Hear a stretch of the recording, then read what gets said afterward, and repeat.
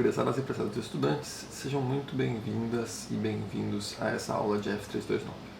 Nessa aula iremos abordar o experimento 1, que trata da distribuição de potencial elétrico e de campo elétrico no espaço. Nessa aula iremos falar sobre o planejamento do experimento e algumas questões sobre as análises e as discussões esperadas para os relatórios desse experimento.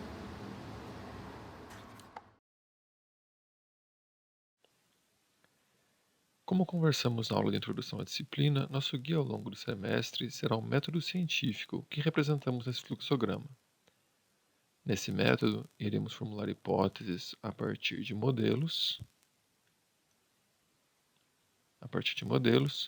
que por sua vez são construídos a partir de teorias. Ou, como faremos nesse experimento, iremos formular hipóteses ou tecer conclusões nesse caso, a partir de observações interessantes. Assim, no caso particular desse experimento, iremos nos limitar a fazer observações interessantes e reportá-las. Dessas observações, decorreriam hipóteses que fariam previsões verificáveis e assim por diante. Mas nesse experimento, iremos trabalhar apenas nos dois passos iniciais. Para se fazer uma observação interessante dentro do método científico, devemos ficar atentos a várias questões. Obviamente, devemos pensar sobre que efeitos serão observados. Queremos observar a chuva ou o crescimento de um pé de tomate? Ambos são interessantes, mas hoje iremos nos interessar aos efeitos que alteram a distribuição do campo elétrico e do potencial elétrico. Para tal, precisaremos realizar um experimento, e esse precisa ser planejado em detalhes, com particular atenção para a reprodutibilidade e para a incerteza das grandezas às quais estamos nos interessando. Finalmente, deveremos definir quais são as variáveis relevantes que precisamos registrar. Será preciso registrar a umidade relativa do ar ou a altura da mesa em que o experimento é realizado? Para que o experimento seja reprodutível, é preciso registrar todas as grandezas relevantes. Sobre o campo elétrico e o potencial elétrico, entendo que vocês ainda não cursaram F328, mas que aprenderam sobre essas grandezas no ensino médio. Peço que vocês revisem esses conhecimentos e atualizem eles com a linguagem que utilizaremos aqui. Resumidamente, vamos apresentar essas grandezas agora. O campo elétrico está ligado ao conceito de força em uma carga. Assim, se uma carga de prova Q, medida em coulombs, for colocada em um local onde o campo elétrico vale E, medido em volts por metro, haverá uma força F, medida em newtons. Verifique que a dimensão dessa equação está correta, ou seja, escreva ela em unidades fundamentais do sistema internacional e verifique que as dimensões estão corretas. O potencial elétrico, por sua vez, está ligado ao conceito de energia. Assim, se uma carga de prova for deslocada entre duas posições entre as quais se observa uma diferença de potencial ΔV, haverá uma variação de energia potencial ΔU desta carga de prova. Novamente, verifique as unidades.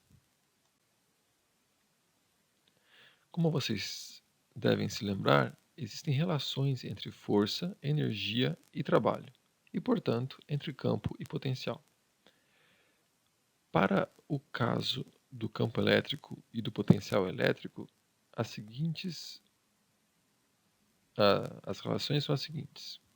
E é igual a menos o gradiente de V, e a variação do potencial, ou a diferença de potencial, a DDP, é dada por menos a integral de linha do produto escalar entre o campo elétrico e os infinitesimais de percurso.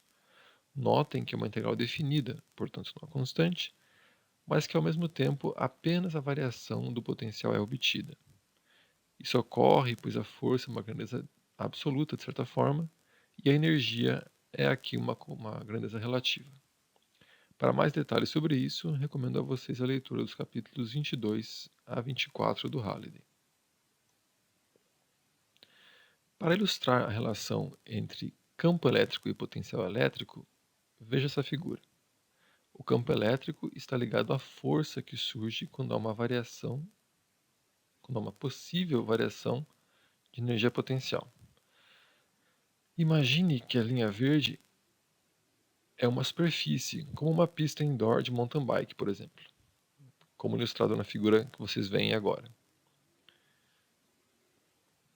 Pense que a força que irá atuar na bicicleta ou em uma esfera colocada em diferentes posições do percurso. Em uma região muito íngreme, a força será maior. Me refiro aqui a essa posição. Em uma região plana, não haverá força. Se o potencial está aumentando ou diminuindo, a força irá apontar para uma direção ou para outra. Observamos assim que o valor do potencial não é relevante. O que importa mesmo é a variação do potencial e, inclusive, se ele está aumentando ou diminuindo. Vamos observar agora o campo e o potencial em dois casos bem simples, uma carga isolada e duas cargas próximas. No caso de uma carga isolada, o potencial em torno da carga é distribuído de tal forma que, ao longo de um círculo em volta da carga, ele tem o mesmo valor. Então, eu me refiro a esta carga aqui e a esses círculos marcados em azul. Por essa razão, porque eles têm o mesmo valor de potencial, essas linhas azuis são chamadas linhas equipotenciais, ou seja, são linhas nas quais o potencial é sempre o mesmo. Se conhecermos várias dessas linhas, podemos dizer que conhecemos o potencial em volta da carga. E o campo elétrico? O campo elétrico será novamente o negativo do gradiente do potencial. Assim, ele será sempre perpendicular às linhas equipotenciais, como indicado na figura. Eu tenho uma linha equipotencial aqui e o campo elétrico aponta perpendicular a ela. No caso de duas cargas, observamos que a presença da segunda carga, digamos essa carga aqui, afeta a distribuição de potencial próximo à primeira carga. Assim, no caso de uma distribuição arbitrária de cargas, teremos uma distribuição ou um mapa do potencial que irá depender da distribuição de cargas em particular. Colocando, por exemplo, nessa figura uma terceira carga ou uma quarta carga, as linhas de campo e as linhas equipotenciais iriam se alterando em função das cargas que fossem sendo acrescentadas e suas posições.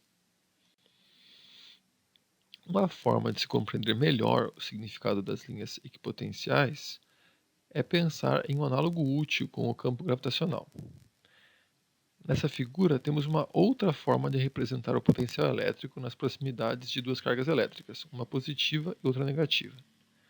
Eu repito aqui a figura mostrada inicialmente, com uma carga nessa posição, outra carga nessa, e aqui eu mostro essa outra forma de visualizar.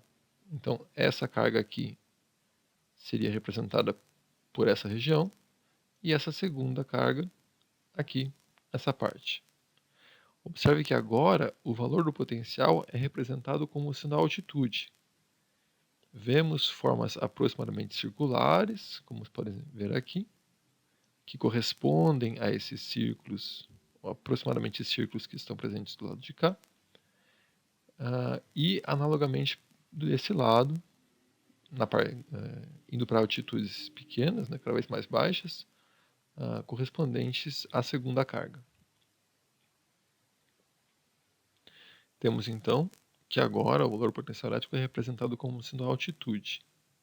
Vemos as formas aproximadamente circulares e um aumento progressivo do valor potencial ao se aproximar de uma carga, ou uma redução progressiva do potencial ou da altitude ao se aproximar da outra.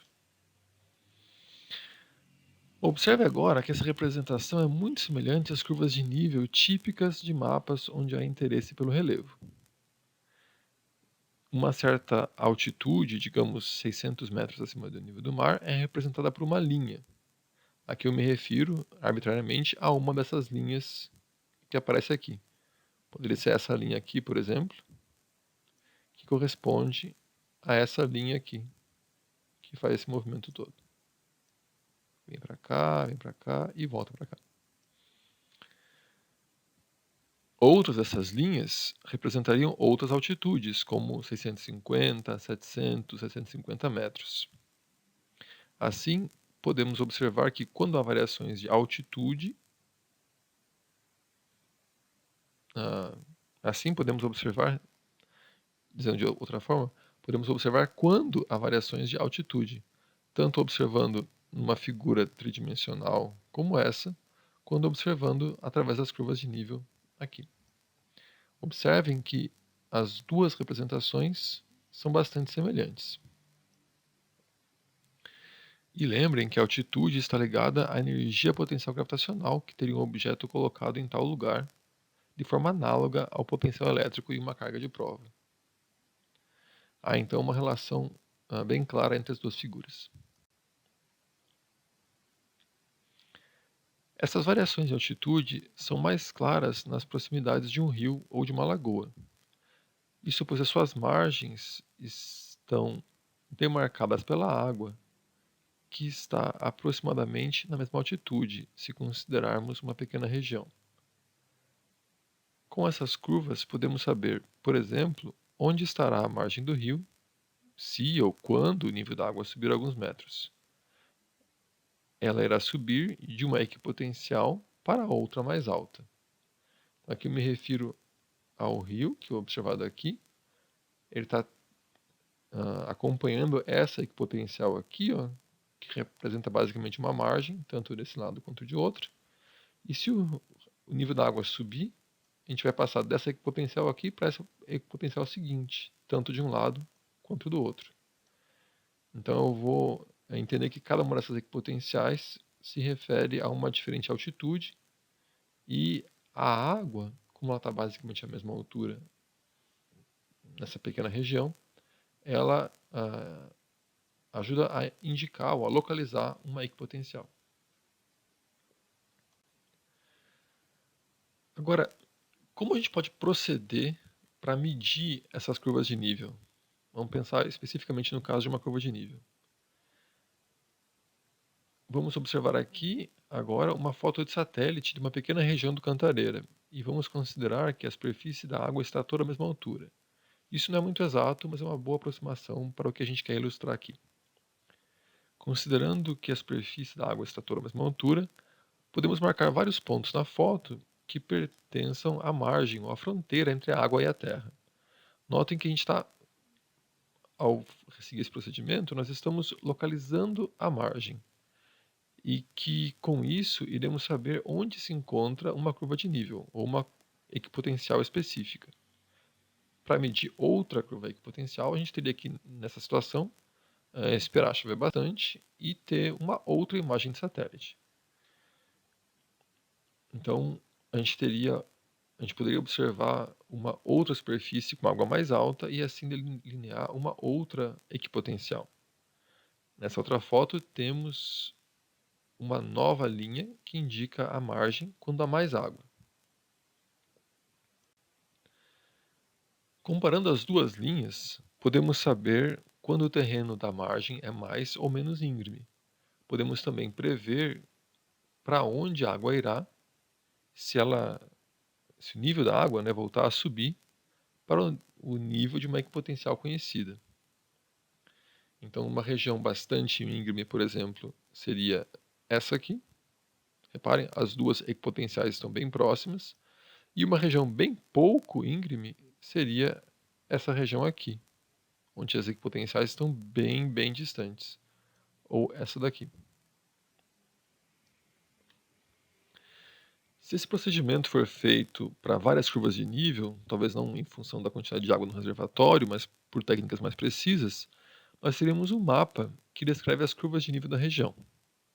Esse mapa será composto por uma coleção de curvas de nível que definimos previamente em função de como a gente planejou executar essas medidas. A gente poderia, por exemplo, ter planejado medir curvas de nível para altitudes de 600 metros, 601, 602, 603, quer dizer, um mapa bem preciso. Ou então, curvas de nível apenas para 600 metros, 650, 700, ou seja, uma curva de nível curvas de nível menos precisas, né, com um distanciamento maior entre elas. Nesse segundo caso, a gente perderia muitos detalhes, né? Quando a variação de relevo fosse menor que 50 metros, a gente não conseguiria distingui-los. Poderíamos também ter medido essas curvas equipotenciais, né, essas curvas de nível, com vários detalhes, né? Ou seja, com pontos bem próximos, tal como está indicado nessa figura, ou então com pontos bem distantes, né? De modo que ela não pudesse pegar muitos detalhes do relevo. Quando eu falo detalhes, eu me refiro, por exemplo, a essa ponta aqui, ó. Ela poderia ser arredondada em função de como eu decidi medir. Se ela aparece presente nessa medida, essa curva azul, é porque ela foi tomada com bastante detalhe. Se eu tivesse tomado pontos mais distantes, não haveria detalhamento suficiente para pegar esse tipo de pequeno detalhe da foto. Então reparem que o grau de detalhamento das curvas de nível depende de como foi planejado esse experimento. Uma outra forma de fazer esse tipo de medida é a seguinte. Então, ao invés de localizar equipotenciais, uma outra forma é descrever a variação do relevo diretamente mapeando a altitude. Então, ao invés de considerar as curvas de nível, nós podemos considerar que a melhor opção numa dada situação seria medir a altitude em muitas posições. Considere então essa foto de satélite de uma montanha. Podemos distribuir pontos no terreno, nas proximidades da montanha, e medir a altitude em cada um deles. Tipicamente, isso dá um certo trabalho, pois precisamos medir muitos pontos para que a medida seja significativa, ou seja, para que a gente possa de fato descrever a montanha. Apesar disso, com tal conjunto de dados, teremos uma descrição bem interessante do relevo, que podemos utilizar, por exemplo, para facilmente fazer representações tridimensionais, assim como essa aqui. Então, repare, se eu tenho muitas medidas, eu consigo transformar elas num gráfico tridimensional, como esse, e isso é divertido, né? Eu posso analisá-lo de várias formas e usar isso de várias maneiras. Então, notem, né, que na representação tridimensional é possível ainda desenhar as curvas de nível, quer dizer, extrair as curvas de nível a partir da representação tridimensional e fazer vários tipos de representação. Pode-se dizer, então, que essa forma de conhecer o potencial, mapeando o potencial, não é? É mais rica em possibilidades, mas no fundo, né, localizar as equipotenciais ou mapear o potencial é bastante equivalente. O que muda mesmo é como os dados são adquiridos, né, e como eles são representados posteriormente. Vale notar também que nem todo software de análise de dados pode analisar as superfícies tridimensionais, enquanto basicamente todos eles podem lidar com curvas de nível, porque são gráficos mais simples, né? Então, para nós, o foco não está tanto nessa abordagem, vocês podem escolher ela ao fazer o planejamento, mas na distribuição do potencial, ou seja, como ele vai variar. Nesse experimento, então, nós iremos estudar o potencial elétrico e o campo elétrico, e as suas variações, né, numa região do espaço, em função da distribuição de cargas elétricas. Esse será o fato ou o efeito interessante que nós desejamos observar e relatar. Só que ao invés de estudar cargas livres, né, nós teremos alguns eletrodos que serão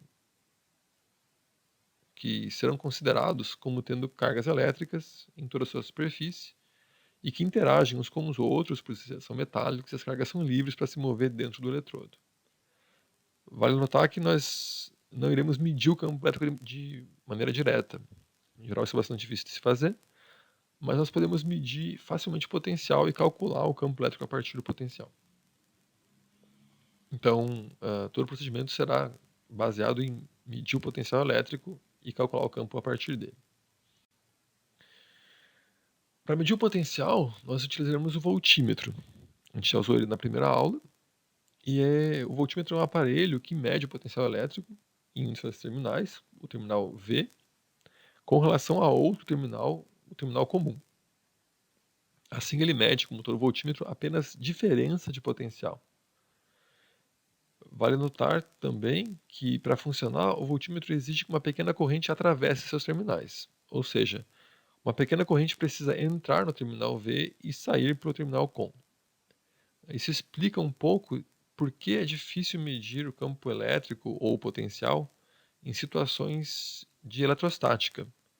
Quando as cargas estão isoladas e não há nenhum transporte de corrente, não seria possível que uma pequena corrente entrasse no voltímetro e saísse, né? Entrasse por um terminal e saísse pelo outro, para que ele funcionasse. É por isso, então, queremos fazer um experimento que irá simular situações da eletrostática utilizando condutores estendidos. Então, como condutor estendido, nós vamos utilizar aqui uma cuba, que é basicamente uma bacia de plástico quadrada, contendo uma solução condutora de sulfato de cobre. Essa solução tem uma boa condutividade e, ao aplicar uma diferença de potencial de 2 volts entre esses eletrodos, haverá uma corrente passando pela solução. Isso é análogo, ou é idêntico, na verdade, ao que se espera de uma solução de água e sal. Entretanto, a resistividade dessa solução de sulfato de cobre é menor que aquela de uma solução de água e sal e, portanto, é mais adequado para fazer o experimento. Essa solução, a gente vai ter um campo elétrico, então, que irá arrastar íons de cobre que irão se depositar no eletrodo negativo e que também são erodidos no eletrodo positivo. Mas a gente não vai estar muito interessado nas questões de eletroquímica. Para nós, nesse experimento, o importante é que haverá uma diferença de potencial entre os eletrodos e um campo elétrico na solução. Na solução, teremos, portanto, um gradiente de potencial e vamos nos interessar pelas variações do potencial dentro dessa solução.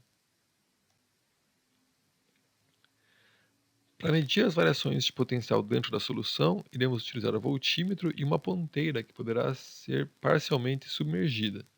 Então, a ponteira é esse objeto aqui. E nós observaremos que ela vai estar ligada à entrada de tensão, o terminal V, e a entrada comum do voltímetro está ligada ao negativo da fonte de tensão. Assim, iremos medir valores de potencial entre 0 e 2 volts, que vai variar em função da posição dentro da solução.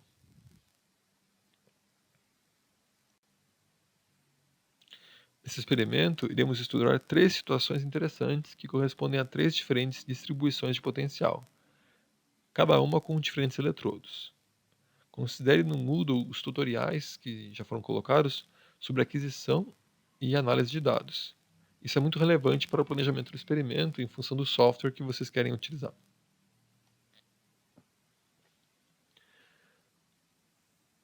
A primeira situação que iremos investigar é o caso das placas paralelas. Como sugestão inicial, pense em localizar 5 equipotenciais, sendo que cada uma deverá estar formada por ao menos 7 posições, ou 7 pontos, ou medidas. Essa é uma sugestão inicial mínima. Mais linhas ou mais pontos por linha podem ser necessários para que seja possível o quê? Para que seja possível observar o fato interessante.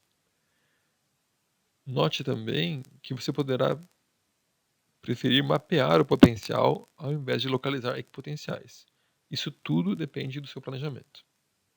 A segunda situação é a de 2 eletrodos, sendo que um deles é uma lâmina. Novamente, faça medidas preliminares para ter uma ideia da variação do potencial na solução. É importante incluir vários pontos na frente da lâmina. Essa questão ficará mais clara posteriormente. Na frente da lâmina, eu me refiro a essa posição aqui.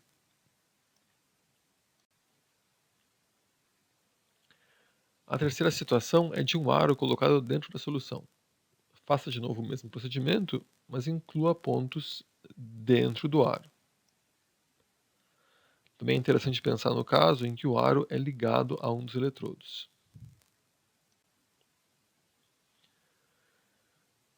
Com todas as informações que vocês aprenderam até agora, com a leitura do roteiro e os outros recursos que estiverem disponíveis, vocês deverão fazer um planejamento. Como consta no roteiro do experimento, o planejamento deverá abordar as questões indicadas aqui. Que efeitos serão observados, a descrição breve dos fatores essenciais do experimento, mencionar os materiais e, sobretudo, descrever em detalhes o procedimento experimental. Esses detalhes são importantes no que diz respeito à reprodutibilidade. É preciso explicar de forma que outra pessoa pudesse seguir seu procedimento. Essas questões de planejamento estarão presentes em todos os experimentos.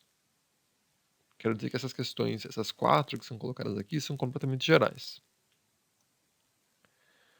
Nesse experimento, em particular, algumas outras questões são importantes e precisam ser explicitamente mencionadas.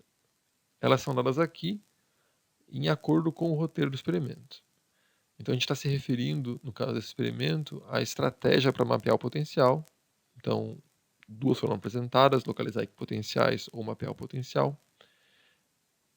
É solicitado também que vocês verifiquem se existem simetrias que podem ser exploradas, para que não seja preciso medir o potencial na cuba inteira, mas só em partes dela.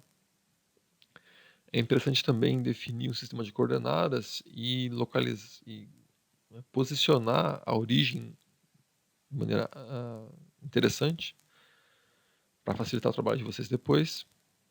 E é importante, como sempre, discutir e identificar de forma quantitativa as fontes de incerteza do experimento. Então aqui será medida, sobretudo, a tensão e a posição da ponteira de medida. Então é importante que nos 2 casos vocês pensem sobre como avaliar a incerteza das medidas de posição e das medidas de tensão. E, obviamente, identificar outras que possam estar presentes, além dessas 2.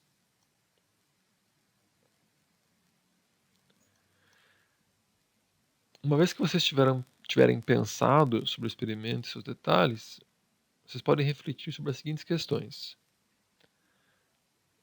que tem a ver com o planejamento, é claro, né? Então, pensem sobre as simetrias, pensem sobre as incertezas e notem que o volume da ponta de medida é maior que a incerteza associada ao papel milimetrado. Então, nesse segundo item, com relação à medida de tensão, a questão é pensar sobre as variações possíveis, né, que vocês podem observar. E na segunda questão é sobre o volume que está sendo amostrado pela ponteira de medida. Então, novamente, a gente está querendo que vocês pensem ao fazer o planejamento com relação às incertezas das grandezas que vão ser registradas. É importante notar que o planejamento faz parte do processo de avaliação. Então, é importante que ele seja feito e seja submetido no Moodle. Agora vamos discutir um pouco sobre o que a gente espera desse experimento. Então lembrem que, de acordo com o método científico, é sempre importante que a gente pense em previsões para o experimento que a gente vai realizar.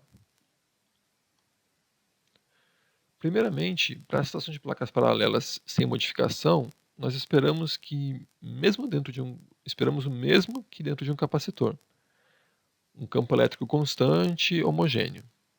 O valor pode inclusive ser calculado diretamente, considerando-se a DDP e a distância entre os eletrodos.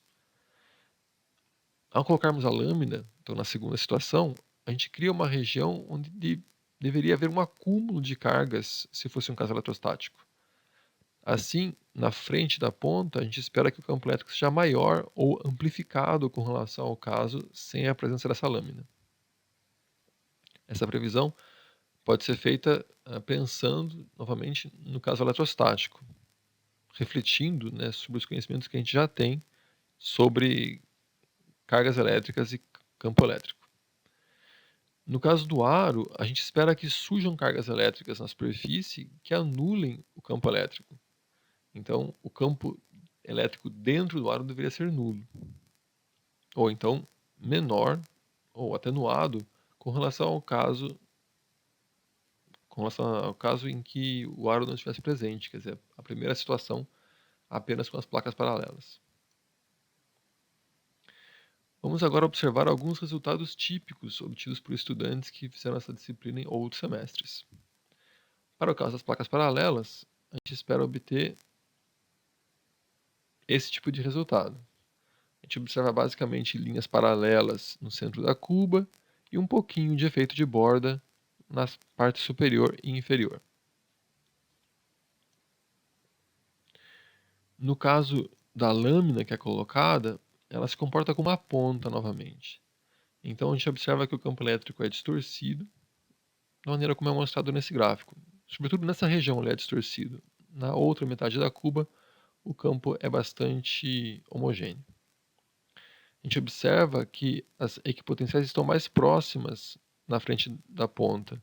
Então nessa região o campo elétrico é mais intenso. Em contrapartida, aqui as linhas equipotenciais estão mais distantes, então aqui o campo é menos intenso. No caso, as flechas de campo elétrico aqui foram colocadas à mão, apenas para indicar a direção e não tem a relação com a intensidade do campo. Finalmente, no caso do aro, a gente espera uma grande distorção com relação ao caso inicial. Mas nesse gráfico a gente observa uma linha equipotencial que atravessa o aro. Então o aro estaria colocado nessa região central aqui. Pelo gráfico, haveria, portanto, um campo elétrico dentro do aro, mas a gente sabe que isso não é esperado. O que a gente está observando, então, é que o software de análise de dados não soube interpretar adequadamente os valores de potencial dentro do aro e que a representação gráfica não corresponde bem ao que foi medido ou aos valores de potencial na solução. Essa é uma situação típica em que localizar as linhas equipotenciais pode gerar artefatos nos dados e pode enganar quem for fazer a análise, levando a conclusões equivocadas. Por isso, entre outros, é importante planejar bem seu experimento e analisar os resultados com cuidado e atenção. Mudando as configurações do software, talvez fosse possível resgatar a informação correta, talvez aumentando o número de linhas de curvas de nível colocadas aqui, ou mudando algum outro tipo de configuração para que o resultado gráfico visualizado refletisse mais adequadamente os dados. O que a gente não deve esquecer para esse experimento? Bom, primeiro, com relação às incertezas, vocês devem se lembrar o que vocês aprenderam em F129 e, se necessário, revisar o material sobre avaliação e expressão de incerteza em medições, elaborado pelo professor Luiz Araújo. Note que, no nosso caso, as medidas do voltímetro em particular, né, além da incerteza associada à leitura, teremos que considerar a exatidão da calibração. Tem exemplos sobre isso no Moodle. Note que, ao considerar apenas a incerteza de calibração de leitura, você está considerando que a medida foi feita em condições ideais e que o valor medido era totalmente estável. Mas isso não é esperado nesse experimento. Então, nós temos uma outra situação e você deverá levar em conta outros fatores, como a variação da medida. Sobre a incerteza da posição, como já foi comentado, note que a ponteira tem um certo volume, tem uma dimensão não nula. Assim, é importante levar o diâmetro da ponteira em consideração ao expressar a posição. Isso é importante porque não faz sentido que a precisão da posição seja muito menor que o diâmetro da ponteira. Ou faria? Pense sobre isso.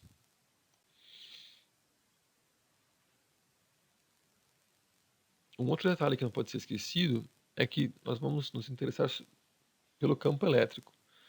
Então vamos precisar calcular o campo elétrico. E para isso a gente vai precisar simplificar um pouco essa equação aqui. Nessa situação de simplificação, a gente vai pensar nessa equação, que só é válida na direção I, em uma certa direção I. Então, para isso, é importante que os potenciais V1 e V2, que são duas equipotenciais, como colocado aqui, e os pontos S1 e S2, estejam alinhados numa certa direção, que é a direção do campo elétrico.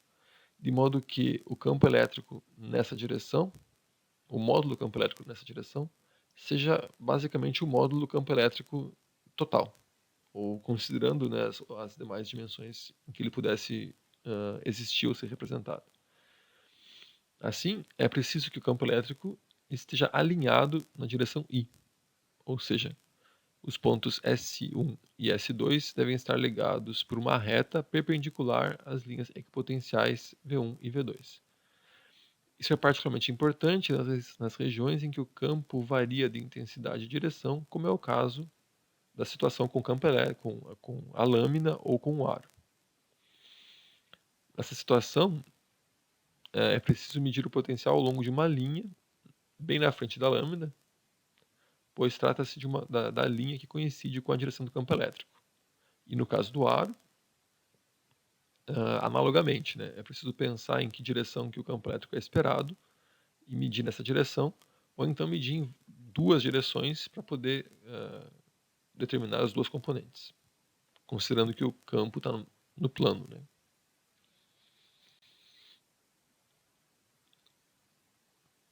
Vamos agora nos perguntar se esses efeitos que a gente vai tentar estudar são realmente interessantes, né? A gente começou dizendo que eles são fenômenos interessantes.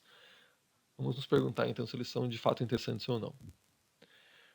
O efeito de amplificação do campo elétrico, que observaremos através da colocação de uma lâmina, é tipicamente utilizado nos chamados para-raios. Esses são dispositivos que visam amplificar o campo elétrico em um certo local específico e, dessa forma, evitar danos por descargas elétricas em edificações. E como isso ocorre? Nós consideramos que o ar é um isolante, mas isolantes podem conduzir eletricidade se o campo elétrico for suficientemente alto. Quando o campo elétrico é alto a ponto de fazer um isolante e conduzir eletricidade, nós dizemos que houve a chamada ruptura da rigidez dielétrica. Ou seja, o caráter dielétrico não condutor ou isolante foi rompido. E esse dielétrico, esse isolante, passa a conduzir eletricidade. Para preservar edificações, então, nós queremos que essa ruptura ocorra num local que minimize os danos. E assim instalamos esses amplificadores de campo para que a ruptura da rigidez dielétrica ocorra na frente deles e que a energia do raio seja dirigida para a Terra, né, através de conexões elétricas e sem danos à edificação no qual o para-raio está instalado. O efeito de atenuação do campo elétrico que observamos na situação com o aro é tipicamente explorado em situações nas quais queremos preservar um sinal elétrico fraco de interferências externas. Isso é feito tipicamente em cabos de TV ou de comunicação digital, como os cabos USB. Nos dois casos, o efeito desejado é o mesmo. As variações de tensão nos cabos de sinal são protegidas de interferências oriundas do meio externo pela colocação de uma malha metálica externa, né, externa ao cabo de sinal, que atua como uma gaiola de Faraday. A gente vê então aqui o cabo de sinal e aqui a malha externa que atua como gaiola de Faraday. E no caso do cabo USB, a mesma coisa. Os dois cabos de sinal estão aqui e a malha que atua como gaiola de Faraday nessa região aqui. Para o relatório, o que a gente deve ter em mente? Para o relatório, basicamente, é preciso discutir e descrever a distribuição do potencial elétrico em cada situação. Então, a situação das placas paralelas, as placas paralelas com a lâmina, com a ponta, e as placas paralelas com o aro. E também calcular o campo elétrico no centro da cuba, ou na frente da ponta, ou dentro do aro. Então, o campo elétrico em cada uma dessas três situações. As medidas de campo elétrico e de potencial devem ser feitas com incertezas. Discuta se o campo elétrico foi de fato atenuado ou amplificado nas situações com a lâmina e com o aro com relação à primeira situação. Notem que para poder calcular o campo elétrico na frente da ponta ou dentro do aro, é preciso medir o potencial de forma que será possível aplicar as equações que a gente descreveu, tal como explicado.